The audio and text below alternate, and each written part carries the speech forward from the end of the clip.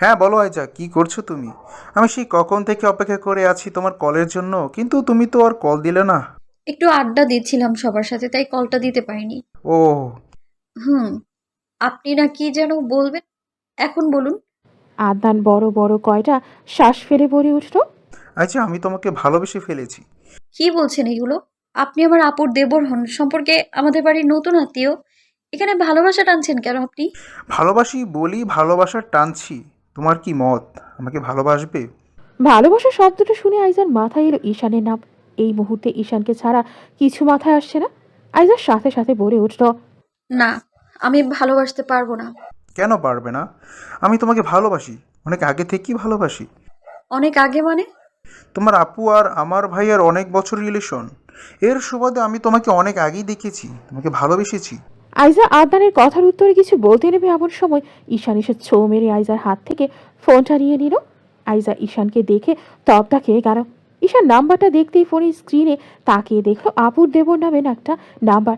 যা দেখা মাত্র ঈশান রেগে গেল। সঙ্গে সঙ্গে কল লাউডে দিল। ওপাশে থেকে আদনান বলছে, আইজা, তুমি কিছু বলো, ভালোবাসবে আমায়? আইজা, কিছু বলছো না যে? আইজা শোনো। ঈশানের সারা শরীর রাগে হিড়হিড় করতে লাগলো। সে আদনানের থেকে জাস্ট আর একটা কথাও শুনল না। চোখ মুখ শক্ত করে নিয়ে ফোনটা ছাদে থেকে ফেলে দিল নিচে। এরপরে অগ্নি চোখে তাকালো আইজার দিকে। ঈশানের এমন চাহনিতে আইজার গলা শুকিয়ে আসছে। ঈশানকে কিছু বলার সাহস হচ্ছে না। ঈশান এগিয়ে আসলো আইজার দিকে। আইজার দু পা পিছিয়ে গেল। ঈশান চোখ বন্ধ করে ফোঁস করে একটা শ্বাস ছেড়ে ছাদের দরজার দিকে এগিয়ে গেল। ঈশান চলে যাচ্ছে এই দেখে আইজা মনে মনে খুশি।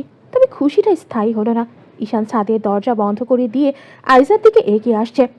আইজার মনে ভয়ের দানা বাঁধছে। ভেবেছিল ঈশান হয়তো চলে যাচ্ছে, কিন্তু এ তো দরজা বন্ধ করে দিল। আইজা এবার কি করবে? আইজা মনে মনে বলল, ঈশান ভাইয়া কিছু বলার আগেই আমাকে কিছু বলতে হবে, না হলে সাংঘাতিক কিছু করে ফেলতে পারে। আইজা মাথা নত করে ঈশানের সামনে দাঁড়িয়ে কাঁপা কাঁপা কণ্ঠে বলল। ভাইয়া, আমি না আসলে ওই আদনা। ঈশান শক্ত গলায় থমকে উঠল। চুপ। আইজা চোখ বন্ধ করে ফেলল। ঈশান আইজার মুখের দিকে ঝুঁকে বলল, কি বোঝাতে চাইছিস আমায়? হ্যাঁ, তুই যা বলবি আমাকে তাই বিশ্বাস করতে হবে? নিজেকে খুব চালাক মনে করিস, তাই না? কি ভেবেছিস আমি জানবো না তোকে কি বলবো? তোকে কিচ্ছু বলার নেই। তুই আমার থেকে লুকিয়ে আরেকজনের সাথে কথা বলছিস, তারপরে এই রাতের বেলা ছাদে এসে। তোকে নিষেধ করিনি? ঈশান তপ্ত শ্বাস ফেলে বলল, তোকে নিষেধ করিনি? তুই চেনো কেন ওই ছেলের সাথে কথা বলতে গেলি? নাম্বার ছিঁড়ে ফেলার পরও আবার নাম্বার নিয়েছিলে। হ্যাঁ, ভুলেই গিয়েছিলাম। আপুর দেবর দিয়ে সেভ করেছিস, এখন আমার ভালোবাসার কথা বলছিলি? আইজা মাথা নত করে নিঃশব্দে কাছে মনে মনে বলছে, শান ভাইয়া, তুমি না জেনেই আমাকে বকে যাচ্ছ। আমি তো ইচ্ছে করে ওর সাথে কথা বলতে আসিনি। আইজার চোখের পানি দেখে ঈশান চুপ হয়ে গেল। সাথে সাথে আইজার দু গালে হাত রেখে বলল। তুই কাঁদছিস? আইজা এতক্ষণ চুপ করে কাঁদতে ঈশানের শেষের কথা শুনে আরো বেশি কাঁদতে লাগলো। ঈশান আইজার দিকে তাকিয়ে নরম হয়ে বলে উঠল। বেশি বকেছে? আইজা কোনো উত্তর না দিয়ে ঈশানকে জড়িয়ে ধরল। ঈশান অবাক হয়ে গেল। আইজা এই প্রথম তাকে জড়িয়ে ধরেছে। আইজা হয়তো সজ্ঞানে জড়িয়ে ধরেনি, তবে জ্ঞানে হোক বা না হোক ঈশানকে যে জড়িয়ে ধরেছে এটাই অনেক। ঈশান মুচকি হেসে নিজের এক হাত আইজার কোমরেও আরেকটা হাত আইজার মাথায় রাখলো। আইজা ঈশানের বুকে থেকে নিজের মাথা উঠাতে চাইলে ঈশান আইজাকে নিজের বুকের সাথে মিশিয়ে নিল। ঈশানের ছাড়তে ইচ্ছে করছে না, ইচ্ছে করছে বুকের সাথে এভাবেই মিশিয়ে নিতে। কিছুক্ষণ পরে ঈশান আইজাকে নিজের বুকে থেকে উঠিয়ে তার দু গালে হাত রেখে শুধালো। তুই আমার কথা কেন শুনিস না বলতো? আমার কথা শুনলে কি এখন এই বকাগুলো শুনতিস? বল। আইজা ভাঙা গলায় বলল, বিশ্বাস করো, আমি না ইচ্ছে করে ওনাকে কল দিইনি। উনি বলছিল ইম্পর্টেন্ট কথা বলবে, তাই তিনি নিজে নাম্বারটা দিয়েছিল। নাম্বারটা উনি সেভ করে দিয়েছিল, আমি সেভ করিনি। বিশ্বাস করো, আমি ওনার সাথে ভালোবাসার কোনো কথা বলিনি। উনি নিজেই বলেছে, আর এও বলেছে উনি আমায় অনেক আগে থেকেই ভালোবাসে। বিশ্বাস করো, আমি ভালোবাসি না ওনাকে। ঈশান আইজার দিকে গভীর দৃষ্টিতে তাকিয়ে বলে উঠল। তাহলে কাকে ভালোবাসিস? আইজার সঙ্গে সঙ্গে বলে উঠল। তোমা আইজা পুরো কথা সম্পূর্ণ করল না, থেমে রইল মাঝখানে। সাথে সাথে কথা ঘুরিয়ে বলে উঠল। আমি তো ওনাকে ভালোবাসি না। ঈশান মনে মনে বলে উঠল। ইস, আরেকটার জন্য বললি না। তবে আমার সমস্যা নেই, এটুকু যখন বলেছিস তার পরেরটুকু একাই বলবি। আইজা বলল। তুমি কি এখনো রেগে আছো? রেগে থাকতে দিয়েছিস কে? কান্নাকাটি করে তো রাগ ভাঙিয়ে দিলে। তবে আর যাই বলিস, আর একটু কাটলেই বাড়িটা ভেসে যেত। এই কথা শুনে আইজা রেগে গিয়ে বলল। হয়েছে, এরপরে দেখো সত্যি ভাসিয়ে দেব। ঈশান হেসে বলল। দিস, এখন নিচে চল। চলো। আইজা ঈশানের সাথে কথা বলার সময় ভুলেই গিয়েছিল তার ফোনের কথা। রুমে আসতেই মনে হলো তার ফোনটা ঈশান উপরে থেকে কল দিয়েছিল। হয়তোবা ফোনটা ভেঙে চুরে বেহাল অবস্থা হয়ে গেছে। আইজা মন খারাপ করে শুয়ে পড়ল। এত রাত থাকায় আর বের হলো না, কিন্তু মনও মানছে না। আইজা উঠল বিছানা থেকে, এরপর গুটি গুটি পায়ে বের হলো রুম থেকে। ড্রয়িং রুমে যেই এলো তখন টের পেলে কেউ আশেপাশে কথা বলছে। আইজা একটু ঘাবড়ে গেল। সামনে না গিয়ে স্থির হয়ে দাঁড়িয়ে কথা শোনার চেষ্টা করছে। যতদূর বুঝতে পারছে কথাগুলো সাদত আর নিলয়ের। আইজা ড্রয়িং রুমের একদম কর্নারের ওই রুমের দিকে এগিয়ে গেল। রুমটা বেশ অন্ধকার, হালকা আলো, তাও দেখে মনে হচ্ছে 2-3টা মোবাইলের ফ্ল্যাশ জ্বালানো। আইজা রুমে প্রবেশ করতেই সবাই হকচকিয়ে গেল। ভেতরে সাদাত, নিলয়, ঈশিতাও রাত ছিল। আইজা সবার দিকে তাকিয়ে এগিয়ে যেতে যেতে বলে উঠল। তোমরা এখনো ঘুমাওনি? সবার মধ্য থেকে রাজ বলে উঠল। না, আর তোর ঘুম শেষ? হুম। আইজা রুমের লাইট জ্বালানোর জন্য এগোলো। সাদত বলে উঠল। আইজা, লাইট জ্বালাস না। কেন? আর তোমরা এই অন্ধকারে কি করছো বলো তো? সাদত এগিয়ে এসে বলল। আস্তে কথা বল, সবাই ঘুমিয়ে আছে, শুনতে পেলে উঠে আসবে। রাজ আইজাকে নিয়ে সবার মাঝখানে বসালো। আইজা এদের কাজবাজ কিছুই বুঝতে পারছে না। আইজা সাদতের দিকে তাকিয়ে বলে উঠল। ভাইয়া তোমরা কি করছো আমায় একটু বলবে? শোন, আমরা সবাই মিলে এখন আলাদাভাবে বসে আড্ডা দিচ্ছি। তুই তো তখন চলে গেলি, তাই আর কি কিছু জানতে পারিসনি। পাশ থেকে নিলয় বলে উঠল। তোমাকে এখন আমরা ছাড়ছি না। যতই মাথা ব্যথা হোক না কেন, তুমি যেতে পারবে না। ঠিক আছে, যাব না। ঈশিতা নিলয়কে বলে উঠল। যা তো, দরজাটা লাগিয়ে দিয়ে আয়। নিলয় উঠে দরজা লাগিয়ে দিয়ে এলো। সবাই নিজেদের ফোনের ফ্ল্যাশ অন করে উল্টো করে রাখলো। ঈশিতা আইজাকে বলল। এই আইজা, তোর ফোন। আইজা মনে মনে বলল। আর আমার ফোন? সকালে উঠে দেখতে হবে, ডাস্টবিনে পড়ে আছে। এই বলে আইজা ঈশিতাকে বলল। রুমে আছে। ঈশিতা বলল। ও, রাজ সবার উদ্দেশ্যে বলে উঠল। প্রিয় ভাই ও বোনেরা, তোমরা কি রেডি? সবাই সম্মতি জানালো। এমন সময় রাজ সাদতকে কানে কানে বলল। ভাইয়া, ওদেরকে বলো যদি কারো কিছু হয় তাহলে আমরা কেউই কারোর জন্য দায়ী না। তারা বলছি। সাদত ঈশিতা আর আইজাকে উদ্দেশ্য করে বলে উঠল। এই শোন, তোদেরকে কিছু বলার আছে। হ্যাঁ বলো। তোরা কি এখানে নিজের ইচ্ছায় আসছিস? ভাইয়া। সাদত আইজার দিকে তাকিয়ে বলে উঠল। তুই? আইজা বলল। আমিও নিজের ইচ্ছায় এসেছি। সাদত রাজের কানে কানে বলল। ভাই রে, আইজাকে ছেড়ে দে, ও খেতে পারবে না। নিজের বেলায় সবসময় বেশি বেশি। আমরা যখন খাবো ও খাবে। তুই যদি নিজের ভাই হতি এমনটা করতে পারতি? এর জন্যই আমি তোর খালাতো ভাই, বুঝেছিস? ভাই, আইজাকে কোনো রকম একটা কিছু বলে বের করে দে না। আমি ওকে বের করতে পারবো না। রাজ উঠে গিয়ে এগিয়ে গেল বিছানার দিকে। বিছানার নিচে থেকে একটা বড় কোকের বোতল বের করে আনলো। সাদত আইজাকে কিছু একটা ইশারা করছে, কিন্তু আইজা বুঝতে পারছে না। আর রাজ আগের জায়গায় বসে সবার উদ্দেশ্যে বলল। প্রিয় ভাই ও বোনেরা, এই কোকের বোতল ছাড়া আর কিছুই পাইনি, তাই কোক ফেলে দিয়ে এটাই ভরে এনেছি। আইজা জিজ্ঞাসু স্বরে বলে উঠল। ভাইয়া এটা কি? রাজের মস্করা করতে মন চাইছে তাই হেসে বলল। মাদক। আইজা নাক মুখ কুচকে বলে উঠল। এই তোমাদের আলাদাভাবে আড্ডা? সাদত শুধু মনে মনে বলছে। আইজা, তুই শুধু এইখানে থেকে চলে যা। রাজ আইজাকে বলে উঠল। কেন, তুই খাবি না? এটা ভালো দেশি না, বিদেশ থেকে এনেছি বিয়ের দিন। সময় পাইনি তাই আজ ভেবেছি এটাকে ফিনিশ করে ফেলবো। তবে এটাই বেশি নেশা হবে না। তার মানে এটা তোমরা সবাই খাবে এখন? আমরা সবাই খাবো, তুইও খাবি। আইজা নাক মুখ খিচে বন্ধ করে বলে উঠল। না ভাইয়া, আমি খাবো না। সাদত আইজার কথা শুনে মনে মনে খুশি হচ্ছে। আইজা উঠে দাঁড়িয়ে বলল। তোমরা খাও, আমি চলে যাচ্ছি। থাক না, কিচ্ছু হবে না। না ভাইয়া, আমি মাফ চাই, আমি খাবো না আর এখানে থাকতেও পারবো না। রাজ আইজাকে বলল। বোন শোন, যাচ্ছিস যা, কাউকে বলিস না। ঠিক আছে। এই বলে আইজা রুমের দরজা খুলে বাহিরে এলো। সামনে পড়লো ঈশান। আইজা শুকনো ঢোক গেড়ে বলল। ভাইয়া তুমি এখানে? ঈশান গম্ভীর কণ্ঠে বলে উঠল। আমি এখানে, কিন্তু তুই এখানে কেন? আইজা আশফাস করে বলল। ভাইয়া পানি খেতে এসেছিলাম। আইজা উত্তরটা ঈশানের কাছে পছন্দ হলো না। ওই রুমটার দিকে পা বাড়ালো। আইজা ঈশানের সামনে এসে বলল। কোথায় যাচ্ছ? এই রুমে। এই রুমে গিয়ে কি করবে? কেউ তো নেই। ঈশান শূন্য না আইজাকে পাশে রেখে রুমের দরজা খুলে ভেতরে ঢুকলো। ঈশানকে রুমে ঢুকতে দেখে সবাই উঠে দাঁড়ালো। রাজ হাতে থাকা কোকের বোতলটা পেছনে লুকিয়ে ফেললো। ঈশান এগিয়ে গেল ওদের দিকে। সবাই ভয় আছে, কারণ ঈশান জানতে পারলে এগুলো মোটেও অ্যালাউ করবে না। সাদত নিলয়কে বলল। নিলয়, লাইটটা জ্বালিয়ে দাও। নিলয় লাইট জ্বালিয়ে দিল। ঈশান সবার উদ্দেশ্যে বলে উঠল। তোমরা এখানে কি করছো? সবাই চোখ চাওয়াচাই করছে, কি উত্তর দিবে কেউই ঠিক করতে পারছে না। এমন সময় সাদত বলে উঠল। ভাইয়া, আমরা সবাই একটু আড্ডা দিচ্ছিলাম।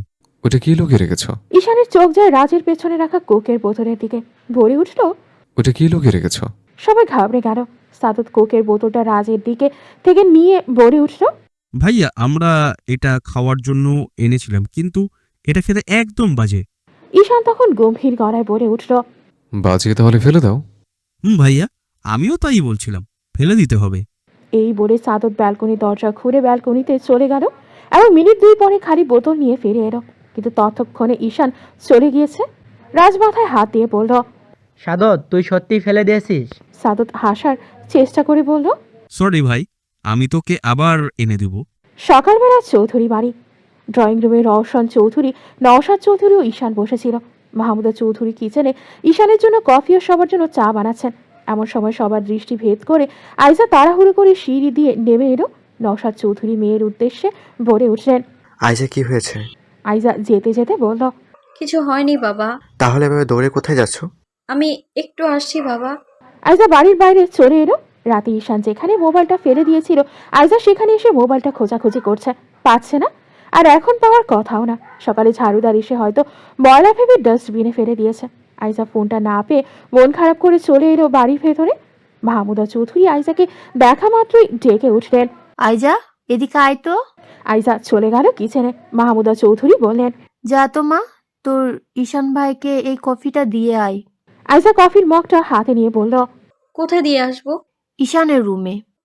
আচ্ছা। আইজা কফিটা নিয়ে ঈশানের রুমে এলো, তবে ঈশান রুমে নেই। ওয়াশরুম থেকে আওয়াজ এলো। কফিটা নিয়ে বস, আমি শাওয়ার নিয়ে আসছি। আইজা বিড় বিড় করে বলল। শাওয়ার নিয়ে এসে কফি খাবে? কফি কি আদৌ গরম থাকবে? আইজা কফির মগটা হাতে নিয়ে বসলো বিছানায়। ঈশানের ওয়াশরুম থেকে আসার নাম নেই। এমন সময় আইজার মাথায় ভূত চাপলো। কফিতে চুমুক দিল।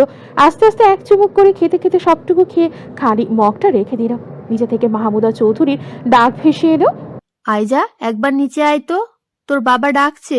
আইজা ঈশানের রুম থেকে বেরিয়ে গেল। আইজা সিঁড়ি দিয়ে নামতে নামতে তার বাবার উদ্দেশ্যে বলে উঠল। আমাকে ডেকেছো বাবা? এখানে এসো। আইজা নওশাদ চৌধুরী পাশে বসতো। রওশন চৌধুরীও পাশে বসা। নওশাদ চৌধুরী আইজাকে বললেন। আইজা, কালকে সাদমান আর ফাইজা আসবে। আমাদের বাড়ি থেকে তো একজন না একজনকে যেতে হবে ওদের আনতে। তো কে যাবে সেটার জন্যই তোমাকে ডাকা। কে আবার যাবে? তুমি যাবে, না হয় চাচ্চু যাবে। আমরা দুজনে একজনও যেতে পারবো না। আইজা প্রশ্ন করল। কেন? পাশ থেকে রওশন চৌধুরী বললেন। আমাদের ব্যবসায়িক কাজে আজকে ঢাকার বাইরে যেতে হবে। আইজা বলল। ও, তাহলে কে যাবে? রওশন চৌধুরী বললেন। আমরা এতক্ষণ ধরে ঠিক করলাম এই বাড়ি থেকে তুমি আর ঈশান যাবে। আইজা ঈশানের সাথে যাবে এটাই খুশি ছিল, কিন্তু ওই বাড়িতে আদনানের কথা মাথায় আসতেই আইজা সাথে সাথে বলে উঠল। না বাবা, আমি যাব না। ঈশান ভাইয়া একাই যাবে, সেটাই ভালো হবে। নওশাদ চৌধুরী বললেন। ঈশানকে একা একা পাঠালে কেমন দেখা যায়। তুমিও সাথে যাবে। আমি আর কোনো কথা শুনতে চাচ্ছি না। আমরা যা ঠিক করেছি তাই হবে। আইজার যাওয়া ছাড়া আর কোনো পথ নেই, তাই সম্মতি জানিয়ে বলল। ঠিক আছে বাবা, যাব। এদিকে ঈশান ওয়াশরুম থেকে বেরোলো। আইজাকে না পেয়ে ঈশানের মেজাজ তিরিক্ষে হয়ে উঠে গেল। মেয়েটাকে একটু বসতে বলেছিল, চলে গিয়েছে। ঈশান ভেজা টাওয়ালটা বিছানায় রেখে কফির মগটা হাতে নিয়ে যেই চুমুক দিতে যাবে, তখন দেখলো কফি মগে কফি নেই। ঈশান কফির মগটা রেখে গট গট করে বেরিয়ে গেল রুম থেকে। ভাবি, শুনলাম কালকে নাকি আপনার বোন আসবে। কথাটা শুনতেই ফাইজা ঘুরে তাকালো। আদনান প্রশ্ন করেছে। ফাইজা আদনানের দিকে তাকিয়ে মনে মনে ভাবছে, আদনান হঠাৎ আইজার কথা জানতে চাইছে কেন। আদনান ফাইজা থেকে একটু দূরত্ব নিয়ে বসে বলল। ভাবি, আসলে বাবা তখন বলেছিল তোমার বোন তোমাদের কালকে নিয়ে আসবে। সাথে আমার ভাইও আসবে। কোন ভাই? শান, তুমি ঈশানকে চেনো না? ওই ঈশানীর সাথে আসবে। ও ভাবি, তোমরা চলে আসবে কবে? 2-3 দিন পরেই ফিরে আসবো। ও হুম। আচ্ছা ভাবি, তোমার বোন কি প্রেম টেম কিছু করে? না। কেন? ও একটু জানতে ইচ্ছে। ফাইজা হেসে বলল। এইটুকুই জানতে ইচ্ছে করলো। হুম। আদনান কিছু না বলে হালকা হেসে চলে গেল। ফাইজা আদনানের যাওয়ার পানে তাকিয়ে হাসছে। আদনান যে ফাইজাকে ভালোবাসে সেটা সাদমান জানিয়েছে। ঈশান ড্রয়িং রুমে এসে মাহমুদা চৌধুরীকে বলল। ছোট আম্মু, আমার কফি কই? মাহমুদা চৌধুরী বললেন। আমি তো কফি পাঠিয়ে দিয়েছি। না ছোট আম্মু, তুমি কফির মগ পাঠিয়েছো, তাতে কফি পাঠাওনি। মাহমুদা চৌধুরী কপাল কুঁচকালেন। কি বলিস এগুলো? ঠিকই বলেছে। মাহমুদা চৌধুরী ভাবুক হয়ে বললেন। নিশ্চয়ই এটা আইজার কাজ। ঈশান হালকা রাগ নিয়ে বলল। তোমার মেয়েটা কই? দেখ, রুমে গেল মাত্র। যা ওকে গিয়ে কিছু বলে আয়, তাহলে এর পরের বার আর এরকম কিছু করবে না। দাঁড়াও, আজ ওর খবর আছে। এই বলে ঈশান আইজার রুমের দিকে চলে গেল। ঈশানের কফি নেই বলে রাগ হচ্ছে না, আসল রাগ হচ্ছে আইজা ওখানে ছিল না বলে। আইজা নিজের রুমের ব্যালকনিতে ফুল গাছে পানি দিচ্ছিল। এমন সময় কারো উপস্থিতি টের পেয়ে উঠে দাঁড়িয়ে দেখল ঈশান বুকে হাত গুজে ব্যালকনি দরজার সাথে হেলান দিয়ে দাঁড়িয়ে আছে। আইজা ভালোভাবে তাকালেই খেয়াল করল ঈশান খয়েরি রঙের শার্ট পরেছে। শার্টের বোতাম উপরের গুলো খোলা। আইজা মনে মনে বলে উঠল, একদম ফিল্মি স্টাইলে দাঁড়িয়ে আছে। আইজা কিছুক্ষণ তাকিয়ে রইল ঈশানের দিকে, এরপর বলে উঠল। তুমি এখানে হুম, কিছু বলবে? ঈশান রসিকতা করে বলে উঠল। বলেছিলাম আমার কফি। আইজা হেসে বলল। খেয়ে নিয়েছি, তুমি তো ওয়াশরুম থেকে ফিরতে দেরি করলে, তাই আমি গরম থাকতেই খেয়ে ফেলেছি। ঈশান ভেবেছিল কফি হয়তো ফেলে দিয়েছে, কিন্তু খেয়ে নিয়েছে। এটা শোনার জন্য মোটেও প্রস্তুত ছিল না। ঈশান এখন আইজাকে ঘাবড়ে দিতে চায়, তাই বলে উঠল। খেয়ে নিয়েছিস? এটা কি করলি? ওই কফির মধ্যে কিছু মেডিসিন ছিল যা আমাকে প্রতিদিন খেতে হয়। ছোট আম্মু, আমার মা প্রতিবার কফি বানানোর সময় ওই মেডিসিনটা মিশিয়ে দেয়। এই শুনে আইজা তাজ্জব বনে গেল। কি শুনছে সে? ওই কফির মাঝে মেডিসিন ছিল? আইজা বিশ্বাস না করে ঈশানকে জিজ্ঞেস করো। তুমি মিথ্যে বলছো। ওই কফির মধ্যে আবার কিসের মেডিসিন? আর কিসের মেডিসিন খাও তুমি? ঈশান বাঁকা হেসে বলে উঠল। সবাই জানে ওটা নিজেকে ফিট রাখার জন্য খায়, কিন্তু ওটা ড্রাগস। আইজা ভয়ার্থ গলায় বলে উঠল। ভাইয়া, আমি তো ওটা খেয়ে নিয়েছি, এখন আমার কি কিছু হবে? ঈশান মাথা নাড়িয়ে বলে উঠল। হবেই তো। কি হবে? শোন, ওইটা আমি খাই অনেকদিন ধরে, যার কারণে আমার কিছু হবে না। আর যদি ওইটা সাধারণ মানুষ খায় তাহলে সে আস্তে আস্তে মাতাল হয়ে উঠবে। আইজার ভয় হচ্ছে, কারণ সে কফিটা খেয়ে নিয়েছে। এখন যদি মাতাল হয় তাহলে কি করবে? আইজা ঈশানের হাত ধরে ঝাঁকাতে ঝাঁকাতে বলে উঠল। ভাই, আমি তো ওই মেডিসিনের কফিটা খেয়ে ফেলেছিলাম, এখন কি হবে আমার? তুমি প্লিজ কিছু করো, নইলে আমি যে মাতাল হয়ে যাব। ঈশান গা ছাড়া ভাব নিয়ে বলে উঠল। না বাবা, আমি কিছু করতে পারবো না। তুই নিজের ইচ্ছে খেয়েছিস, আমি তো কিছু করতে পারবো না। আইজা বলল। না ভাইয়া, তুমি না করো না, আমি আর কোনোদিনও খাবো না। তুমি প্লিজ কিছু করো, আমার মাতাল হওয়া আটকাও প্লিজ। ঈশান কথাটা শুনে আইজাকে দেয়ালের সাথে চেপে ধরল। আইজা জিজ্ঞাসু দৃষ্টিতে তাকিয়ে আছে ঈশানের দিকে। ঈশান আইজার মুখের দিকে তাকিয়ে বলে উঠল। এখন কিছু করলে কি রাগ করবে? আইজা আমতা আমতা করে বলে উঠল। কি করবে তুমি? ঈশান হেসে বলল। চুমু খাবো। কিন্তু আমি বলছি মাতাল। ঈশান আইজার ঠোঁটে নিজের ঠোঁট রেখে একটা চুমু খেল। আইজা চোখ বন্ধ করে ফেলল। ঈশান সাথে সাথে আইজার ঠোঁট ছেড়ে দিল। আইজা চোখ খুলে ঈশানের দিকে তাকাতে লজ্জা পেয়ে গেল। ঈশান মুচকি হেসে বলে উঠল। লজ্জা পাচ্ছিস কেন? একটাই খেয়েছে, এবার 1 সেকেন্ডে ছেড়ে দিয়েছে, এরপরে আর ছাড়া পাবি না। আইজা ঈশানকে সরিয়ে দিয়ে বলল। তুমি দিন দিন খারাপ হয়ে যাচ্ছ। ঈশান আইজার পেছনে যেতে যেতে বলল। তোর কারণেই হচ্ছে। আইজা পেছন ফিরে বলল। আমার জন্য? হ্যাঁ, তোর জন্য। তুই তো আমায় খারাপ বানাচ্ছিস, তবে আমাকে ভালো করতে তুই পারবি। কি করে ভালো করব বলো? ঈশান বাঁকা হেসে বলল। এই ধর, নিয়ম করে 3 বেলা 5টা 5টা করে চুমু খেতে দিবি। আইজা মুখ ভেঙচি কেটে বলে উঠল। এগুলো রাখো, আগে বলো কফিতে কি সত্যি অন্য কিছু ছিল? ঈশান বিছানায় আয়সী ভঙ্গিতে বসে বলল। যদি কিছু থাকতো তাহলে কি চুমু দিতাম? তার মানে সত্যি কিছু ছিল না? না। আইজা খুশি হয়ে বলল। যাক, ভালোই হলো কিছু ছিল না। আইজার এই খুশিতে জল ঢেলে দিল ঈশান, বলে উঠল, কালকে ফাইজাদের বাড়িতে যাচ্ছিস, তবে কিছু যেন এদিক সেদিক না হয়। আইজা কপালে ভাঁজ এনে বলল। এদিক সেদিক মানে? ঈশান গম্ভীর কণ্ঠে বলল। আদনানের কথা বলছিলাম। আইজা বলে উঠল, আমার কোনো ইচ্ছাই নেই ওনার সাথে কথা বলার বা সামনে যাওয়ার। ওনার জন্য তুমি আমার ফোন। থামলি কেন বল।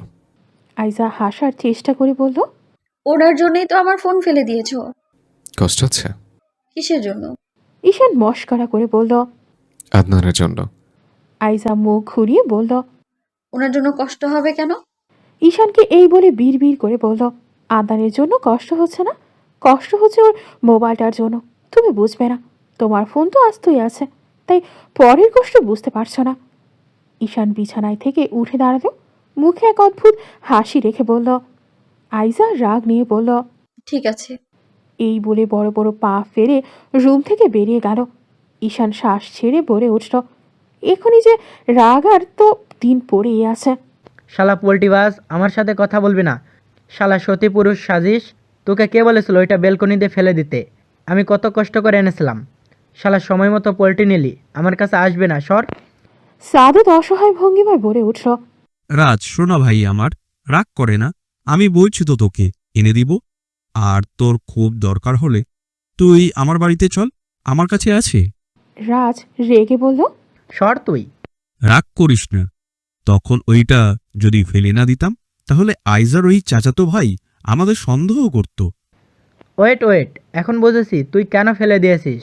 কারণ আমি যে আইজাকে তখন এখান থেকে যেতে দেইনি, তাই। সাদত অনেকক্ষণ ধরে বোঝাচ্ছে রাজকে, কিন্তু রাজ সেই দোষ দিয়েই যাচ্ছে। সাদত একটু রেগে বলল, যা বলবি আমাকে বলবি, এর মধ্যে আইজাকে টানছিস কেন? এখন তো দেখি আইজাকে নিয়ে কথা বলাও পাপ হচ্ছে। চুপ কর তো। আমি চুপ করব না, দাঁড়া, আমি আইজাকে সব বলে দেবো আজ। কি বলবি? বলবো তুই ওকে ভালোবাসিস। তুই বলবি না, ওকে ভালোবাসার কথা আমি নিজেই জানাবো। আর তুই কোন রাগ কিসের উপর দিয়ে শোধ তুলতে চাইছিস? ভালো যখন আমি বেসেছি, সেই কথাটা আমিই বলবো। রাজ তেরামি করে বলল, তার আগে আমি বলে দেব। তুই এবার চুপ করবি কি? না, চুপ করব না, আইজাকে বলবো, তারপর চুপ হব। এই বলার সাথে সাথে সাদত রাজের দিকে এগিয়ে গিয়ে ধুম ধারাক্কা পেটানো শুরু করলো। অনেকক্ষণ ধরে রাজের তেরা তেরা কথা শুনে গেলেও সেই মুহূর্তে সাদত আর ওর তেরামো সহ্য করতে পারল না। রাজ নিজের হাত দিয়ে বাধা দিয়ে বলে উঠল, ভাই এবার থাম, ব্যথা পাচ্ছি। সাদত রাজকে মারা বন্ধ করে বলল, শালা, আবার যদি তেরামি করিস তাহলে মেইন পয়েন্টে এমন লাথি দিব, ওঠার শক্তিও পাবি না। এই বলে সাদত হন হন করে চলে গেল। রাজ হতভম্ব হয়ে বসে রইল কিছুক্ষণ। রাতের দিকে আদনান ড্রয়িং রুমে বসে বসে অফিসের কিছু কাজ করছিল ল্যাপটপে। আসাদ মির্জা পাশে বসেছিলেন। এর মাঝে সাদমান এসে বসল। আসাদ মির্জা সাদমানকে জিজ্ঞাসা করেন, তোমার খালা বাসায় পৌঁছে কল দিয়েছিল? বাবা দিয়েছিল, ভালোই ভালোই পৌঁছে গিয়েছে। ও, তাহলে কাল শ্বশুরবাড়িতে যাচ্ছ তো? বাবা। শোনো, ওখানে গিয়ে সবার সাথে ভালোভাবে মানিয়ে নিও। বিয়েটা যেহেতু লাভ ম্যারেজ, প্রথমে কিন্তু ওনারা মানতে চায়নি, অনেক ঝামেলা করে বিয়েটা দিয়েছি। ঠিক আছে বাবা। আসাদ মির্জা সাদমানের দিক থেকে নজর সরিয়ে আদনানের দিকে নজর দিলেন। নিজে নিজেই বলে উঠলেন, আমার এই ব্যাপার যে কি করবে আল্লাহ ভালো জানে। কি বলছো বাবা?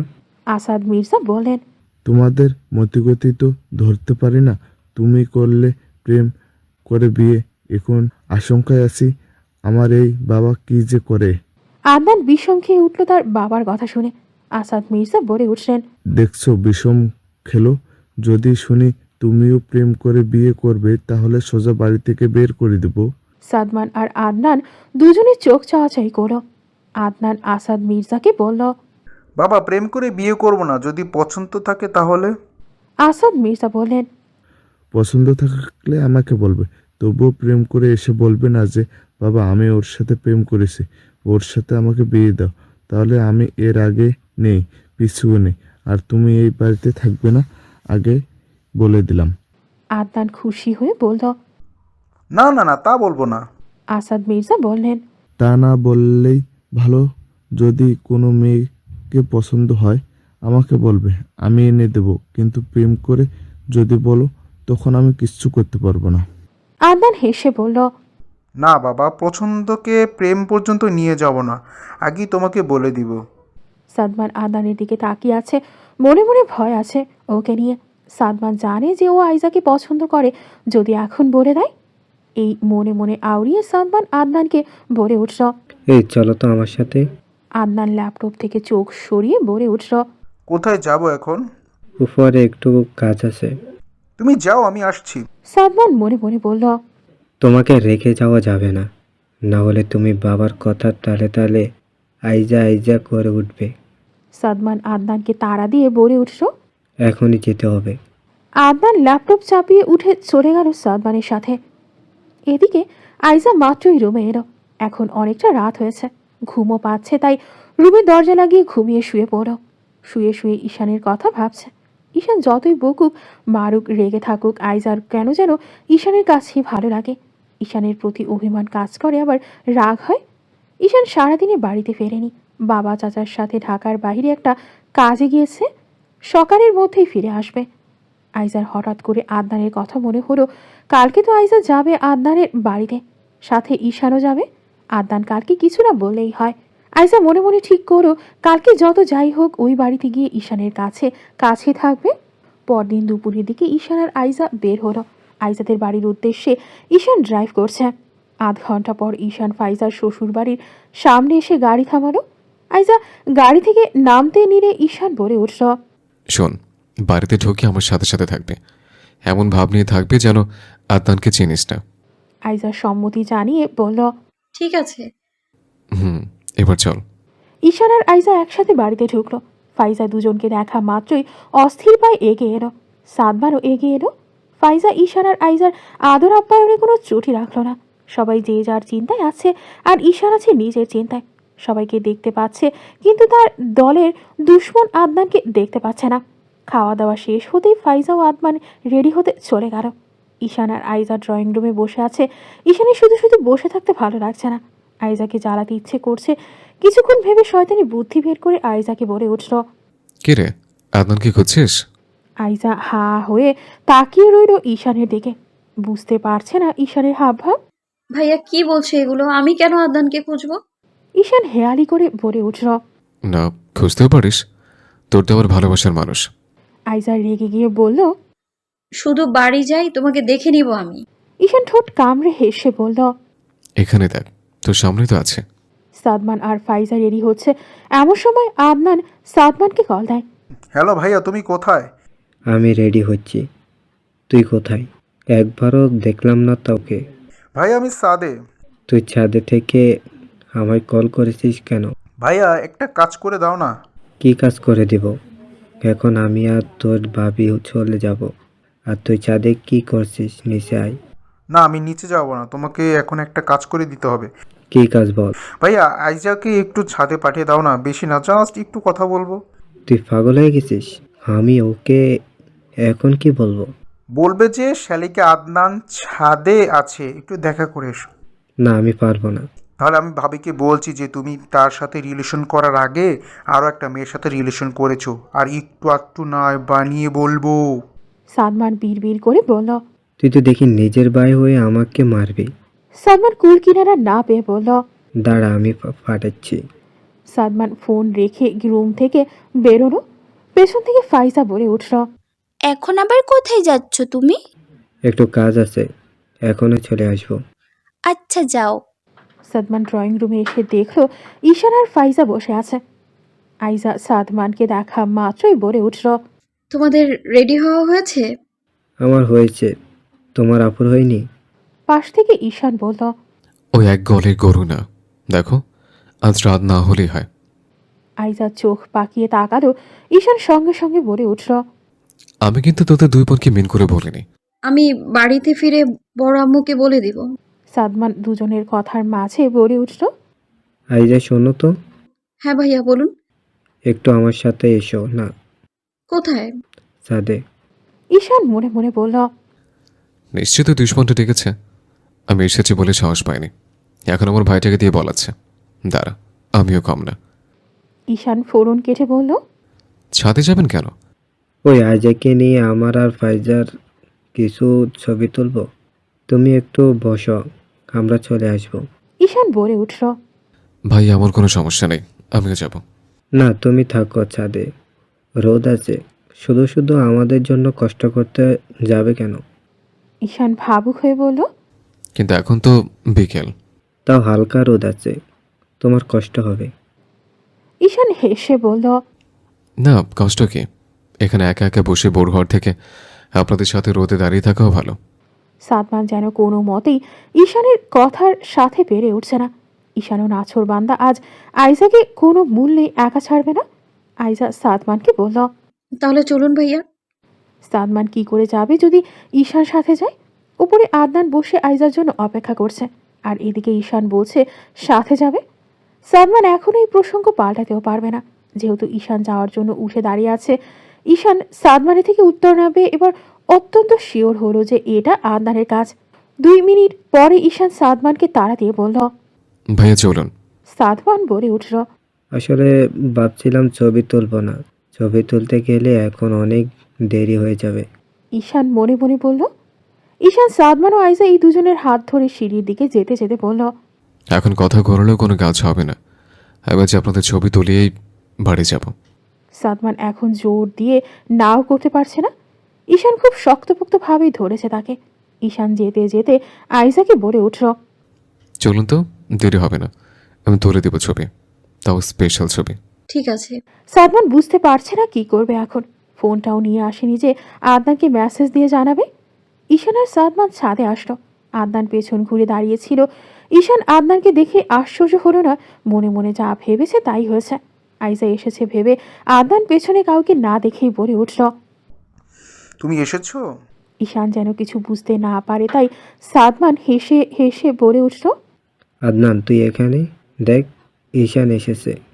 আদনান চট করে পেছনে ঘুরল। এই ঈশানকে মোটেও সে দেখতে পারে না, সেই প্রথম দিন থেকে বাধা দিয়ে যাচ্ছে। আদনান হাসার চেষ্টা করে ঈশানকে বলে উঠল। ভালো আছেন ভাইয়া? ঈশান মুখে এক বাঁকা হাসি ঝুরিয়ে আদনানের দিকে এগিয়ে গেল। এরপরে আদনানকে জড়িয়ে ধরে কানে কানে বলে উঠল। ইস, চোরের উপরে বাটপার হয়ে গেল, তাই না? আদনান ঈশানের বলা কথা বুঝতে পারেনি এমন নয়, বেশ বুঝতে পেরেছে। ঈশান একটু না বোঝার ভান করে বলল। চোরের উপর বাটপারি মানে? ঈশান মুখে হাসি প্রশস্ত রেখে বলে উঠল। আরে বিয়ে যে তামাশা বলছেন না? আদনান বলে উঠল। বুঝতে পেরেছি। আদনান ঈশানের সাথে টুকটাক কিছু কথা বলার পরে সাদমানকে বলে উঠল। ভাইয়া তাহলে আমি নিচে যাই, তোমরা থাকো। আচ্ছা যা, আর শোন, আইজা আর তোর ভাবিকে উপরে পাঠিয়ে দিস। ঈশান মনে মনে বলল। এতক্ষণ আবার ঝামেলা বাঁধল। এই পাঠিয়ে দিতে গিয়ে যদি আইসের সাথে কথা বলে তখন? না না, আমাকে কিছু করতে হবে। এতক্ষণ পর্যন্ত যখন আটকে রাখতে পেরেছি, এখন আটকে রাখতে হবে। ঈশান সাথে সাথে বলে উঠল। আমি গিয়ে ডেকে আনছি। পাশ থেকে সাদমান বলে উঠল। আর ঈশান, তুমি এই বাড়ির মেহমান, তুমি কেন ডাকতে যাবে? আদনানই যাক। বলতে বলতে আইজা আর ফাইজা ছাদে চলে এলো। আদনান সাদমানের উপর রাগী চোখে তাকিয়ে হন হন করে চলে গেল। রাতে সাদাত, রাজ আর নীরজ ছাদে আড্ডা দিচ্ছিল। আজ ঈশিতা আসেনি, এমনকি আইজাও আসেনি। সাদাত ফোন বের করে আইজাকে কল দিল, কিন্তু নাম্বার বন্ধ। সাদত রাজকে বলে উঠল। এই রাজ, ঈশিতার ফোন কি হয়েছে রে? ওর ফোন তো কখন বন্ধ ও বলে না, আর সারাদিন ধরে ওর ফোন বন্ধ। হয়তো ফোনের কাছে নেই। এরপরে সাদত রাজকে বলল ঈশিতা আর আইজাকে ডেকে আনতে। রাজ ছাদ থেকে নিচে এলো ওদের ডাকতে। ঈশিতাকে ডাকতে ঈশিতা বলেছে পরে আসবে। রাজ ঈশিতার রুম থেকে বেরিয়ে হাঁটা দিল আইজার রুমের দিকে। আইজাকে বলতেই বলল সেও একটু পরে যাবে। রাজ আইজার রুম থেকে বেরিয়ে গিয়ে আবার রুমে ঢুকে আইজাকে বলল। এই আইজা, তোর মোবাইল কই রে? আইজার সাথে সাথে বলে উঠল। ফেলে দিয়েছি। রাজ কপাল চুলকালো। ফেলে দিয়েছিস মানে? আইজা মনে মনে বলল। ফেলেই তো দিয়েছি, তা নয়তো কি? এত দামি আইফোনটা হারিয়ে ফেলার পরেও মুখ দিয়ে একটু শব্দটাও করতে পারছি না আমি। এই মনে মনে আউড়িয়ে রাজকে বলে উঠল। ওই ছাদ থেকে পড়ে গিয়েছিল, এরপরে সকালে গিয়ে দেখি ফোন নেই। তুই আগে বলবি না এই কথা? কত রাতই আর হয়েছিল, আমি এনে দিতাম। বলতেই গিয়েছিলাম, কিন্তু তোমাদের সাথে আড্ডা দিতে দিতে ফোনের কথা মাথা থেকে বেরিয়ে গিয়েছিল। আজকে বাবাকে বাড়িতে পাইনি, কালকে আসবে, কালকেই বলবো ফোনের কথা। ও বলিস? হুম। রাজ চলে গেল, তবে সাথে সাথে আবারও ফিরে এলো আইজার রুমে। আইজা তখন সোফায় বসে নেল পালিশ নিচ্ছিল। রাজকে আবারও ফিরে আসতে দেখে আইজা বলল। কিছু বলবে? রাজ আইজার থেকে একটু দূরত্ব নিয়ে বসে বলল। হুম। বলো। রাজ গম্ভীর কণ্ঠে বলে উঠল। তুই কি কাউকে ভালোবাসিস? আইজা মাথা তুলে তাকিয়ে বলল। না। সত্যি করে বল। সত্যি বলছি, আমি কাউকেই ভালোবাসি না। তুই যখন কাউকে ভালোবাসিস না, তাহলে তোকে কে ভালোবাসিস সেটা অবশ্যই জানিস। আইজা মনে মনে বলল। রাজ ভাই আর শান ভাইয়ার কথা বলছে নাকি? বাসে বাসে কেউ একজন ভালোবাসে, তুই বুঝে উঠতে পারছিস না। আইজা রাজের থেকে কথা বের করতে বলে উঠল। আমার তো তেমন কাউকেই চোখে পড়ে না। তুমি বলো, কে ভালোবাসে? তোর কাকে দেখে মনে হয় তুই আগে সেটা বল, তারপর আমি বলছি। আমার তো একজনকে দেখে মনে হয় এমনটা। রাজ খুশি হয়ে বলল। কে বল বল। আইজা ঈশানের নাম নিয়েও নিল না, কথা ঘুরিয়ে বলল। আদনান। এ আদনানটাকে আবার? কেন, চেনো না? আপুর দেবর আদনান। রাজ মনে মনে বলল। এই ছাগলটার কথা এখনই সাদতকে জানাতে হবে, না হলে সাদত ভাইয়ের আগেই ওই ছাগলটা আইজাকে নিয়ে যাবে। ও, ফাইজাপুর দেবর, চিনেছি। তাহলে তুই আসিস একটু পরে, আমি ওদের কাছে গেলাম। ঠিক আছে, যাও, আমি নেল পলিশ নিয়ে আসছি। রাজ এদিক ওদিক খেয়াল না করে এক দৌড়ে ছাদে চলে গেল। ছাদে এখন শুধু সাদত একাই বসে আছে। রাজ সাদতের সামনে এসে হাঁপাতে হাঁপাতে বলল। ভাই, ওই ছাগলটা তোর আইজাকে পটাতে চাইছে। সাদত রাজের কথা বুঝতে না পেরে ধমকের সুরে বলল। এই শালা, কি বেয়েছিস ভালো করে বল, কিসের ছাগল আর কিসের আইজা? রাজ বলে বসল। ভাই, ফাইজার দেবর আদনানকে চিনিস না? ও ও তোর আইজাকে ভালোবাসে। কি? আমি মাত্রই শুনে এলাম, আইজা বলল। আইজার কি বলে? শোন, শুরু থেকে বলি। আইজাকে বললাম যে তুই কাউকে ভালোবাসিস, আইজা বলল না, কাউকে ভালোবাসি না। এরপর আইজাকে বললাম যে তোকে একজন ভালোবাসে, সে তোর আশেপাশেই থাকে, তুই জানিস সে কে? আইজা তখন আদনানের কথা বলল।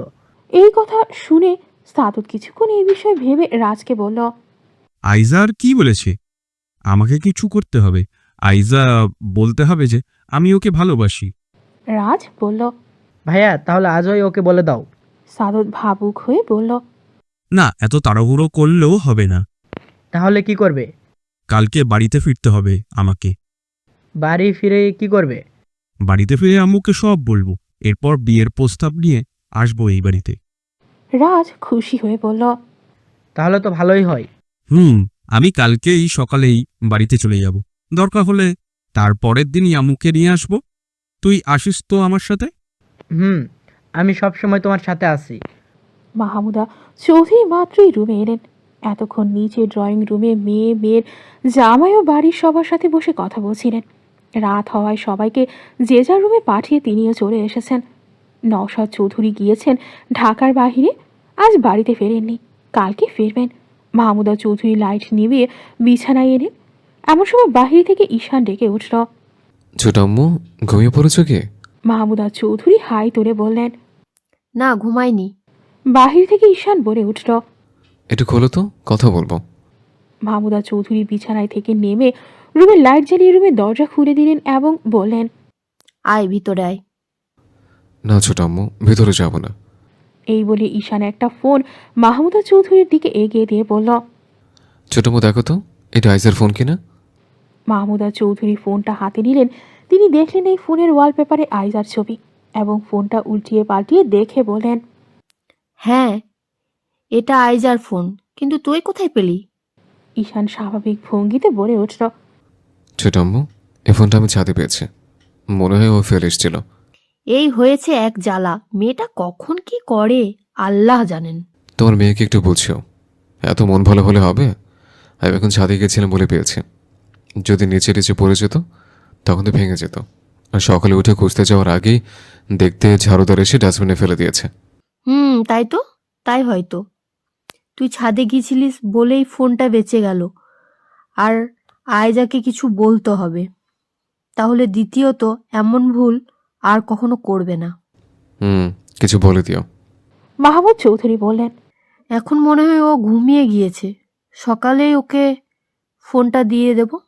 ছোট আম্মু, এখনো মনে হয় ঘুমায়নি, এখনো দিয়েছ, নাহলে দেখবে খুঁজতে বেরিয়েছে। তুই কথাটা একদম ঠিক বলেছিস, আমি দিয়ে আসছি। মাহমুদা চৌধুরী ফোনটা নিয়ে চলে গেলেন। পেছন থেকে ঈশান বলে উঠল, ছোটাম্মু, ওকে কিছু বলে এসো কিন্তু। হ্যাঁ, বলে আসবো। মাহমুদা চৌধুরী আইজার রুমের সামনে এসে আইজাকে কয়েকটা ডাক দিলেন। আইজা, এই আইজা, ঘুমিয়ে পড়েছিস? আইজা, এই আইজা, ওঠ তো। আইজা বিছানায় থেকে নেমে দরজা খুলে দিল। মাহমুদা চৌধুরী আইজাকে বললেন, তোর ফোন কোথায়? আইজা আমতা আমতা করা শুরু করলো। এখন যদি সে ফোনের কথা বলে নিশ্চয়ই তার মা তাকে অনেক বকবে। এর মধ্যে তার বাবাও বাড়িতে নেই যে সেই বকা থেকে বাঁচিয়ে দেবে। মাহমুদা চৌধুরী আইজার কোনো উত্তর না পেয়ে গম্ভীর হয়ে বললেন, কি রে, তোর ফোন কোথায়? আইজা হাত কষ্টাতে কষ্টাতে বলে উঠল, আসলে মা, ফোনটা না হারিয়ে গিয়েছে। মাহমুদা চৌধুরী তখন তার হাতে থাকা ফোনটা এগিয়ে দিয়ে বললেন, দেখ তো, এটা নাকি? আইজা ফোনটা হাতে নিয়ে দেখলো। ফোনটা দেখে মনে হচ্ছে নতুন। এই ফোনটা তার তার আর তার আগের ফোনটা একই মডেলের। বলা চলে এইটা আইজারই ফোন। আইজা ওয়ালপেপার দেখে একটু চমকালো। তার আগের ফোনে অন্য কি ছবি ওয়ালপেপার দেওয়া ছিল, আর এই ফোনে অন্য একটা ওয়ালপেপার। আইজা মাহমুদা চৌধুরীকে বলল, মা, এটা তুমি কোথায় পেলে? আমি পাইনি, তোর শান ভাইয়া পেয়েছে। তুই নাকি ছাদে ফেলে এসেছিলি, ও আবার ছাদে গিয়েছিল, সেখানে তোর ফোনটা পাওয়া মাত্রই নিয়ে এসে আমাকে দিল। আইজা বুঝতে পারলো এইটা ঈশানের কাজ, কিন্তু সেটা ভেবে পাচ্ছে না যে শান ভাই তাকে না দিয়ে মায়ের কাছে দিল কেন। আইজা বলল, মা, আমি ছাদে গিয়ে রেখে এসেছিলাম, কিন্তু মনে করতে পারছিলাম না। মাহমুদা চৌধুরী বললেন, এবারের মতো কিছু বললাম না, তবে পরের বার যদি নিজের জিনিস ঠিক মতো রাখতে না পারিস, যদি শুনছি হারিয়ে গিয়েছে, তাহলে তোর কপালে শাস্তি জুটবে।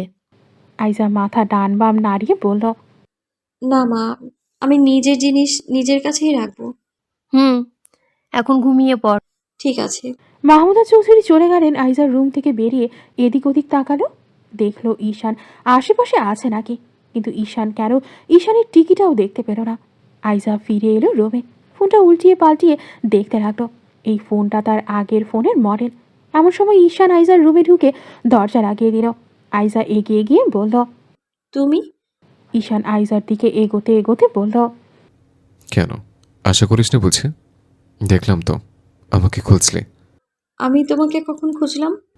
মিথ্যে বলিস না তো, আমি দেখেছি তুই আমাকে খুঁজেছিস, তাই তোর সাথে একটু দেখা করতে এলাম। আইজা তৎক্ষণাৎ তার হাতে থাকা ফোনটা ঈশানের সামনে ধরে বলল, এই নাও। আমি কেন নেব এটা? এটা তো আমার ফোন না, এটা আমি নিতে পারবো না। তুমি এনেছো, তুমিই নিয়ে যাও। এই ফোনটা আমি তোর জন্য এনেছি। আমার জন্য? হ্যাঁ, তোর জন্য। সেদিন তোর ফোনটা উঁচুতে থেকে ফেলে দিয়েছিলাম ঠিকই, পরে গিয়ে দেখি ফোন আর ফোনের অবস্থায় নেই, তাই ওই মডেলের আরেকটা ফোন তোর জন্য কিনে এনেছে, যাতে কেউ বুঝতে না পারে। আমার জন্য এনেছো, তাহলে মায়ের কাছে দিলে কেন? ঈশান রসিকতা করে বলল, তুই তো ফোনটা ফেলে এসেছিলে, তাই আমি নিয়ে আসার নাটক করলাম। আইজা ঈশানের কথায় হাসলেও ঈশান এক দৃষ্টিতে তাকিয়ে দেখছে আইজাকে। মিনিট দুই এভাবে যাওয়ার পরে ঈশান এক পা করে এগোলো আইজার দিকে। আইজা ঈশানের দিকে তাকিয়ে শুকনো ঢোক গিরে পিছাতে লাগলো।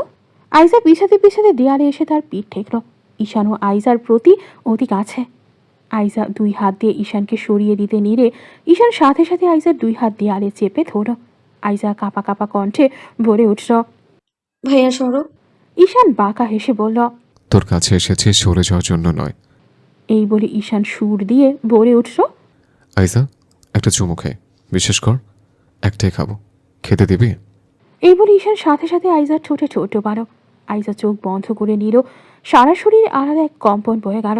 মিনিট দুই যাওয়ার পরে ঈশানের মাথায় এলো আইজার থেকে নিজেকে সরিয়ে নিতে হবে। ঈশান আস্তে আস্তে নিজের হাতের বাঁধন থেকে আইজার হাত ছেড়ে দিল। এরপরে ঈশান আইজার ঠোঁট ছেড়ে দিল। আইজার লজ্জায় আর মাথা তুলে তাকালো না, সঙ্গে সঙ্গে ঈশানকে জড়িয়ে ধরল। আইজা ঘন ঘন শ্বাস ছাড়ছে, যা ঈশানের বুকে গিয়ে অন্যরকম অনুভূতি জাগাচ্ছে। তবে ঈশানকে এখন নিজেকে আটকে রাখতে হবে। এখনই আইজার এত কাছে যাওয়া যাবে না। ঈশান আইজাকে বুকে জড়িয়ে বলল, আর কয়েকটা দিন যেতে দে, তোকে ছোঁয়ার বৈধতা নিয়ে তোকে ছোব, এর আগে না। এখন যত কষ্টই হোক আমাকে নিজেকে আটকে রাখতে হবে। এরপরে ঈশান আইজাকে নিজের থেকে ছাড়িয়ে নিয়ে বলল, অনেক রাত হয়েছে, ঘুমা এখন। আইজা নত মস্তিষ্কে বলে উঠল, আচ্ছা। ঈশান আইজার রুমের দরজা খুলে চলে গেল। আইজা ঈশানের যাওয়ার পানে তাকিয়ে কেমন একটা লজ্জা পেয়ে গেল। অজান্তেই মুখে হাসি ফুটে উঠল। ঈশান নিজের রুমে এসে পা রাখতেই দেখল তার মা আমেনা চৌধুরী বিছানায় বসে আছে। ঈশান দেখা মাত্রই আমেনা চৌধুরী উঠে এসে ঈশানের কান টেনে ধরেন। ঈশান ব্যথা পেয়ে বলে উঠল। মা, ব্যথা লাগছে, ছাড়ো। আমেনা চৌধুরী বললেন, না বাবা, আমি তোমাকে ছাড়ছি না।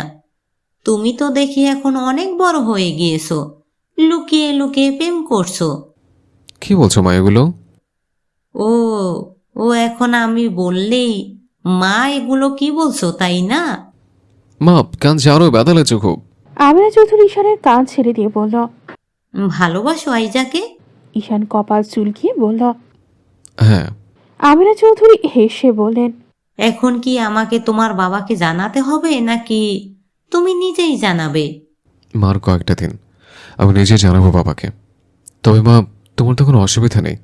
আমেনা চৌধুরী ছেলেকে পাশে বসিয়ে বললেন, আমার কোনো সমস্যা নেই, আর তোমার বাবারও কোনো সমস্যা নেই। তোমার বাবা এলে আমি আগেই জানিয়ে রাখব। আমার শরীরটা তো ভালো যাচ্ছে না, কখন কি হয়। এর আগেই যদি আইজাকে তোমার বউ বানিয়ে যেতে পারতাম তাহলে খুব ভালো হতো। এই কথা শুনে ঈশানের মুখে হাসি রইল না। মায়ের দিকে তাকিয়ে বলে উঠল, মা, তুমি তো চিন্তা করছো কেন? তোমার কিচ্ছু হবে না। আমেনা চৌধুরী খুব কষ্টে হেসে বলেন, অসুখ তো আর বাহানা শোনে না বাবা।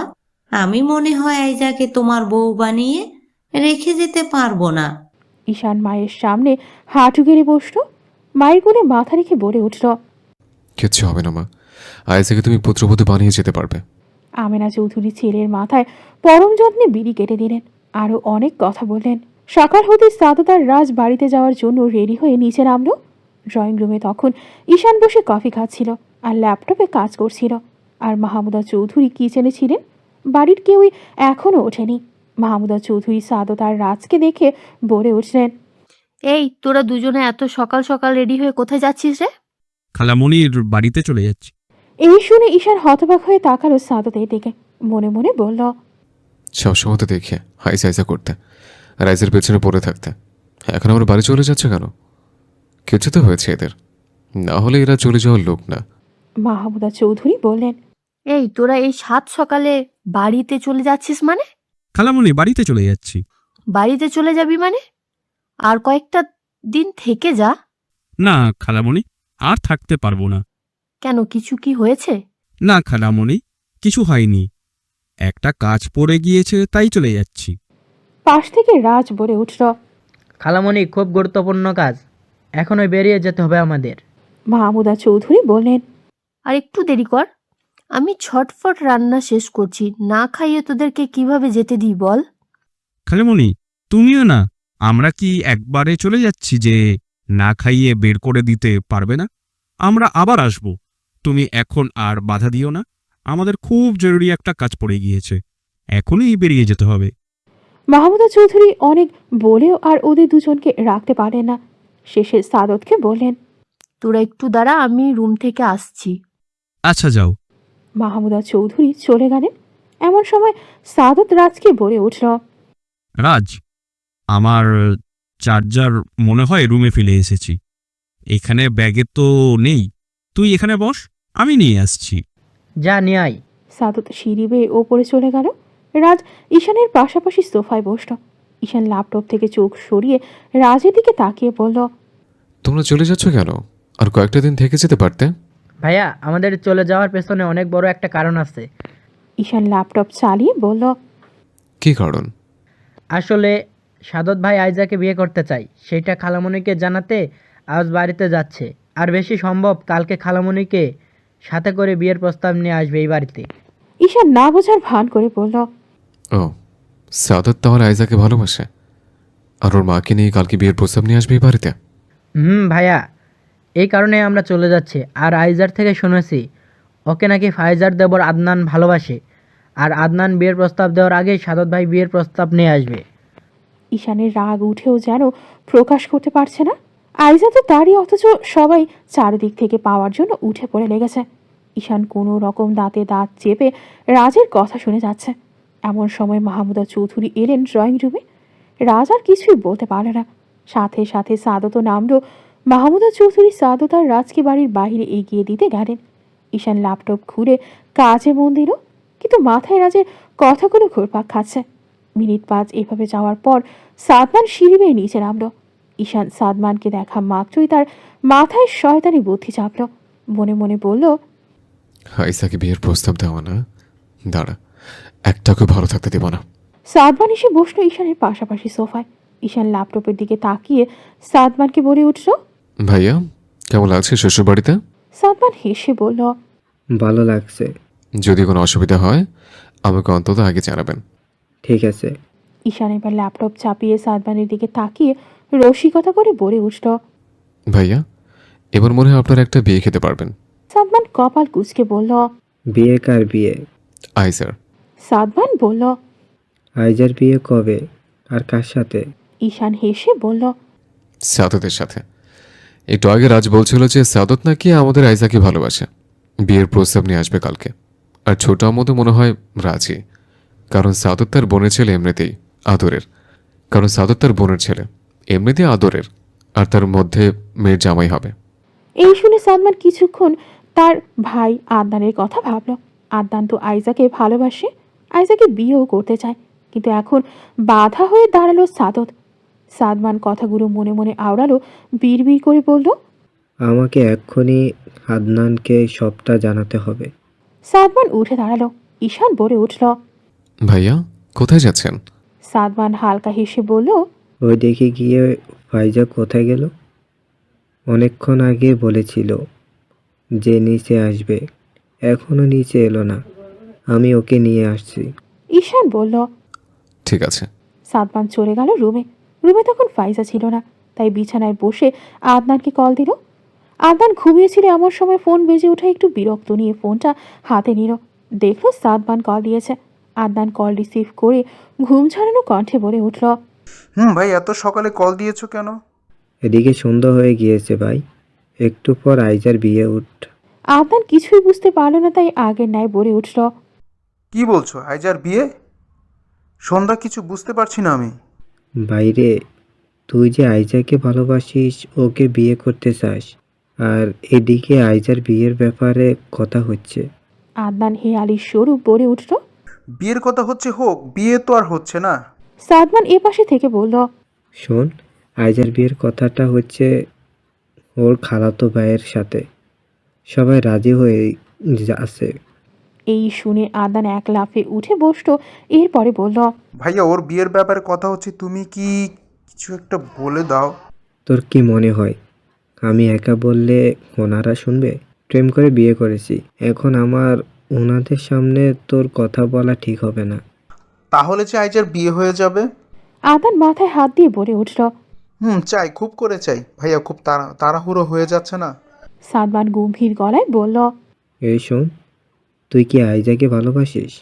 ওকে চাস তুই? চাই, খুব করে চাই। তাহলে তুই বাবাকে নিয়ে আইজাকে আর বাড়িতে। ভাইয়া খুব তাড়াহুড়ো হয়ে যাচ্ছে না? সাদমান দাঁত কিরমির করে বলল, আজকে না আসলে পরে আর আইজাকে পাবি না। কালকে ওর খালাতো ভাই বিয়ের প্রস্তাব নিয়ে আসবেই। আদনান যত গুনছে তত যেন অস্থির হয়ে উঠছে। ওপাশ থেকে সাদমান বলে উঠল, আমি জানি তুই আইজাকে অনেক আগে থেকে ভালোবাসিস, তাই তোর ভালোর জন্য বলছি, তুই আইজাকে বাবাকে নিয়ে আয়। আদনান বিছানায় থেকে নামতে নামতে বলল, আসছি ভাইয়া। আয়, আমি এখানেই আছি। এদিকে ঈশান আরাম করে বসে আছে ড্রয়িং রুমে। এতক্ষণে দুই দিকে যে উত্তাল ঝড় বয়ে যাচ্ছে সেটা সে অনেকটাই টের পাচ্ছে। একদিকে সাদত ও আরেকদিকে আদনান। কার আগে কে আসে? ঈশান অফিসের কিছু কাজ শেষ করে চলে গেল তার মায়ের রুমে। রুমে ঢোকার আগে তার মাকে ডাক দিল। মা আসবো ভিতরে? আমিরা চৌধুরী ভেতর থেকে বললেন, ঈশান এসো, ভিতরে এসো। ঈশান ধীর পায়ে রুমে ঢুকলো। আমিরা চৌধুরী বিছানায় হেলান দিয়ে বসেছিলেন। ঈশান এগিয়ে গিয়ে রুমের পর্দা সরিয়ে দিল। সকালের সূর্যের আলো তীর্যক হয়ে সারা রুমে ছড়িয়ে পড়ল। ঈশান সব পর্দা সরিয়ে দিয়ে বলল, মা এমন চুপচাপ হয়ে বসে আছো কেন? তোমাকে নিচেও যেতে দেখলাম না। ও আসলে বুকে ব্যথাটা বেরিয়ে গেছে, ভালো লাগছে না, তাই সিঁড়ি বেয়ে নিচে নামেনি। ঈশান মায়ের পাশে বসে অস্থির সুরে বলল, মা, ডাক্তার ডাকবো? না, ডাক্তার ডেকো না। বলছো যে বুকের ব্যথা বেড়ে গিয়েছে? ডাক্তার ডাকতেই হবে, না করলে চলবে না। একটু বসো, আমি এক্ষুনি ডাক্তারদের কল দিয়ে আসছে। এই বলে ঈশান রুমের বাহিরে চলে এলো। এরপরে ডাক্তারকে কল দিয়ে আবারও মায়ের কাছে গেল। আমেনা চৌধুরী ঈশানকে পাশে বসিয়ে বললেন, একটু বুকে ব্যথা হয়েছে, এতে ডাক্তার ডাকার কি প্রয়োজন? অনেক প্রয়োজন মা। আমি সব ব্যাপারে খামখেয়ালি করলেও তোমার ব্যাপারে কোনো খামখেয়ালিপনা করতে চাই না। এদিকে আসাদ মির্জা আদনানের থেকে সবটা শুনে মুখ ভার করে বসে আছেন। আদনান বিয়ের কথা বাবাকে জানিয়ে পাশেই বসে আছে। আসাদ মির্জা কিছুই বলছেন না। এই দেখে আদনান বলে উঠল, বাবা, আমি তো আর প্রেম করিনি ওর সাথে, ওকে জাস্ট পছন্দ হয়েছে তাই তোমাকে জানালাম। আর কালকে আইজাকে দেখতে আসবে, ছেলেটা ওর খালাতো ভাই, সবার পছন্দ ওই ছেলেকে। ওই ছেলে কালকে বিয়ের প্রস্তাব নিয়ে আসার আগে তুমি বিয়ের প্রস্তাব দিয়ে নিয়ে চলো। আসাদ মির্জা গম্ভীর হয়ে বললেন, তোমার কথাও বুঝেছি আমি, তবে আমি বিয়ের প্রস্তাব নিয়ে গেলে বিষয়টা মোটেও ভালো দেখাবে না। কয়েকটা দিন পর নিয়ে গেলে ভালো হবে। বাবা, আইজার ততদিনই বিয়ে হয়ে যাবে, কিছু একটা করো বাবা। আসাদ মির্জা কিছুক্ষণ ছেলের সাথে এই নিয়ে কথা বললেন। এরপরে বললেন, আজ বিয়ের প্রস্তাব নিয়ে যাওয়া ঠিক হবে না। আমি নওশাদ সাহেবকে ফোনে জানাবো সবটা। আশা করি কিছু একটা তিনি জানাবেই। তবে বাবা একটু তাড়াতাড়ি ফোন দিও। দেব। রওশন চৌধুরী ও নওশাদ চৌধুরী বিকেলের দিকে বাড়িতে ফিরে এলেন। এর মাঝে আসাদ মির্জা নওশাদ চৌধুরীকে কল দিয়েছিলেন। তবে নওশাদ চৌধুরী একটু কাজে ব্যস্ত থাকায় বলেছেন রাতে তিনি নিজেই কল দেবেন। আর আসাদ মির্জাও সেই কলের অপেক্ষায় আছেন। এরপর সন্ধ্যা। ঈশান অফিস শেষ করে বাড়িতে এলো। ড্রয়িং রুমে এসে পা রাখতেই দেখলো আইজা ও মাহমুদা চৌধুরী কিচেনে রান্না করছে। ঈশান আইজাকে দেখে সোফায় বসলো। মাহমুদা চৌধুরী ঈশানকে দেখা মাত্রই আইজাকে বললেন, আইজা মা, দেখ তো শান পানি খাবে নাকি কফি খাবে শুনে আয়। ছেলেটা সারাদিন অফিসে অনেক কাজ করে এসেছে। আইজা ঈশানের কাছে না শুনে ফ্রিজ থেকে ঠান্ডা পানি বের করে একটা গ্লাসে ঢেলে নিয়ে গিয়ে গেল ঈশানের জন্য। ঈশান আইজার আসার পানে তাকিয়ে মনে মনে বলল, আর কয়েকটা দিন রে, এরপর দিয়ে আমার জন্য না, তোর স্বামীর জন্য পানি আনবি। আইজা পানির গ্লাসটা ঈশানের সামনে ধরল। ঈশান পানির গ্লাস নিয়ে অল্প একটু পানি খেয়ে গ্লাসটা ফেরত দিল। আইজার সাথে সাথে বলে উঠল, অল্প একটু খেলে। ঈশান হালকা হেসে বলে উঠল। ঈশান মনে মনে বলল, এখন একটু একটু শীত পড়ছে, আর তুই আমাকে ঠান্ডা ফ্রিজের পানি দিয়েছিস। এটুকু খেয়েছি, এই অনেক। আবার গরমের দিন আসলে পুরো গ্লাস খাবো। আইজা চলে গেল কিচেনে। ঈশান সোফায় থেকে উঠে সিঁড়ির দিকে যেতে যেতে মাহমুদা চৌধুরীকে বলে উঠল, ছোট আম্মু, আমি রুমে গেলাম, কফি পাঠিয়ে দিও। মাহমুদা চৌধুরী হাই তুলে বলে উঠলেন, আমি কফি পাঠিয়ে দিচ্ছি, তুই যা। ঈশান চলে গেল। মাহমুদা চৌধুরী কফি বানিয়ে কফি মগটা আইজার হাতে দিয়ে বললেন, যা কফি দিয়ে আয়। আইজার মাথা নাড়িয়ে বলল, দিয়ে আসছি। এই কথা বলে আইজা চলে আসতে নেবে ঠিক তখন মাহমুদা চৌধুরী পেছন থেকে বললেন, কফি কিন্তু আজ শেষ করে দিয়ে আসিস না, শান কিন্তু আমাকে বলে দিয়েছে। এই শুনে আইজা রেগে গেল। সঙ্গে সঙ্গে হাঁটার গতি বাড়িয়ে দিয়ে হন হন করে চলে গেল। আইজাকে দেখে পেছনে মাহমুদা চৌধুরী হাসলেন। আইজা কফি নিয়ে এলো ঈশানের রুমে। মিনিট 2 পরে ঈশান ওয়াশরুম থেকে শাওয়ার নিয়ে বের হলো। আইজা ঈশানের দিকে তাকালো। ঈশান শুধুমাত্র সাদা টাওয়াল পেঁচিয়ে আছে, পুরো শরীর ভেজা, চুল থেকে টুপ টুপ করে পানি পড়ছে। এই দেখে আইজার লজ্জায় মাথা নত করে ফেলল। ঈশান এগিয়ে এসে কফির মগটা হাতে নিয়ে বলল, আজ কফিটা খেলে না কেন? আইজা নত মস্তিষ্ক নিয়ে বলে উঠল, আজ শাওয়ার নিয়ে আগেই চলে এসেছো তাই খাইনি। ঈশান হাসল। এরপরে কফিতে চুমুক দিয়ে বলল, ইস, কফিটা তো তেতো কেন? আইজা তালে তালে বলে উঠল, কই তেতো, একটুও তো তেতো না, সব তো ঠিকই আছে। ঈশান এই শুনে বলল। এর মানে খেয়েছিলে? আইজা সাথে সাথে জিভের মাথায় কামড় দিয়ে বলল, না না খাইনি। তাহলে বুঝলে কি করে এটা তেতো না? আইজা হেসে বলল, আসলে এই কফিটা আরেক কাপ বানিয়ে আমি খেয়েছি তাই। ঈশান সঙ্গে সঙ্গে আইজার ঠোঁটে নিজের আঙুল ছুঁয়ে চুপ হতে বলল। আইজা কোনো কথা বলল না। ঈশান কফি মগটা রেখে আইজার সামনে দাঁড়িয়ে বলল, মিথ্যে বলিস না, তুই যদি নিজে রাত খাওয়া কফি খেয়ে আমাকে অভ্যস্ত করতে চাস তবে তাই মেনে নেব। আইজা লজ্জা পেয়ে মাথা নিচু করে রইল। ঈশান আইজার দিকে ঝুঁকে বলল। কাজে অফিস যাবে? আইজা চোখ পিট পিট করে তাকিয়ে বলল। কাজী অফিসে গিয়ে কি করবে? ঈশান ফোঁস করে শ্বাস ছেড়ে বলে উঠল। কাজীকে পেটাবো। কাজীকে পেটাবে কেন? কাজী তো ভালো লোক। ঈশান আইজার দিকে তাকিয়ে নরম সুরে বলল। আইজা রে, তুই কি বুঝিস না আমার বিয়ের বয়স পেরিয়ে যাচ্ছে? কবে তোকে বিয়ে করব আর কবে বাবা ডাক শুনবো? শুধু শুধু কি আর কাজীকে পেটাতে চাইছে? আইজার ইচ্ছে করছে মাটি দুভাগ করে মাটির নিচে লুকাতে। ঈশানের তাকানো দুজনও লজ্জা লাগছে। আইজা ঈশানকে ধাক্কা দিয়ে সরিয়ে বলল। দিন দিন কি খারাপ হয়ে যাচ্ছ? সবসময় এদিক সেদিক কথা বলো, আর পরিবার কিছু শেখায়নি? ঈশান হেসে বলল। না, কিচ্ছু শেখায়নি। তুই শিখিয়ে দিবি? বিশ্বাস কর, কোনো এদিক সেদিক কিচ্ছু বলবো না, ডাইরেক্ট এদিক সেদিক করে দেখাবো। আইজা নাক মুখ কুচকে বলল। আমি বড় মুখে বলে দিব। কি বলবে? বলবো তুমি এদিক সেদিক ঈশান আইজার দিকে এগোতে এগোতে বলল। থামলি কেন, বল। এগোবে না আমার দিকে। আমি বড় মুখে বলে দিব তোমার ছেলে আমাকে এদিক সেদিক কথা বলতে আসে। আইজা পিছাতে পিছাতে বিছানায় পড়ে গেল। ঈশান নিজের 2 হাত বিছানায় ভর করে আইজার দিকে এগোলো। আইজা চোখ বন্ধ করে ফেলল। ঈশান আইজার দিকে তাকিয়ে মুচকি হেসে পাশে থাকা শার্ট প্যান্ট নিয়ে উঠে চলে গেল ওয়াশরুমে। আইজা চোখ খুলে দেখল ঈশান ওয়াশরুমে ঢুকছে। এই দেখে আইজা তাড়াহুড়ো করে বিছানায় থেকে নেমে যেই রুম থেকে বেরিয়ে যাবে, ঠিক তখন ওয়াশরুম থেকে ঈশানের গলা ভেসে এলো। যাচ্ছিস কেন? বিছানায় বস। আইজার পা থেমে গেল, বের হলো না। ফিরে এসে ওয়াশরুমের দরজায় হেলান দিয়ে দাঁড়ালো। ঈশান বের হলো। আইজা সাইডে দাঁড়ালো। ঈশান শার্টের হাতা গরু এর উপরে গুটিয়ে নিতে নিতে চলে গেল আয়নার সামনে। আইজা এক দৃষ্টিতে ঈশানের দিকে তাকিয়ে আছে। ঈশান এখন কালো প্যান্ট আর সাদা শার্ট পরে বেরিয়েছে। আইজা ঈশানের দিকে তাকিয়ে তার পা থেকে মাথা পর্যন্ত একবার দেখে নিল। ঈশান চুলটা ঠিক করতে করতে আয়নায় আইজার দিকে তাকালো। দুজনের চোখে চোখ পড়তেই আইজা চোখ নামিয়ে বিছানায় বসল। ঈশান পেছনে ফিরে আইজার দিকে এগিয়ে এসে নিরেট কণ্ঠে বলল। আইজা, তুই কি সাদতকে ভালোবাসিস? আইজা আশ্চর্য হয়ে তাকালো ঈশানের দিকে। ঈশান হুট করে সাদতের কথা শুকানো বলছে আইজা কিছুই বুঝতে পারছে না। ভাই তুমি সাদাতের কথা কেন বলছো?